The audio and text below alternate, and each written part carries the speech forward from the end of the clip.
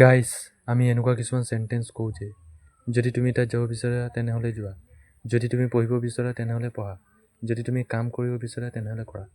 চ' guys আমি এই চেণ্টেঞ্চবোৰ ইংৰাজীত কেনেকৈ কওঁ। চ' আহক গাইজ এই বাক্যবোৰ ক'বলৈ আমি ইংৰাজীৰ এটা ষ্ট্ৰাকচাৰ ফ'ল' কৰোঁ। ইয়াৰ ষ্ট্ৰাকচাৰটো হৈছে if plus subject plus 1 2 plus verb plus other word plus then plus verb first form. So' আহক ইয়াৰ এতিয়া কিছুমান এক্সাম্পলৰ সৈতে ভালকৈ বুজোঁ। যদি তুমি তাৰ লগত কথা পাতিব বিচৰা তেনেহ'লে পাতা। If you want to talk with him then talk. যদি তুমি তাত যাব বিচৰা তেনেহ'লে যোৱা।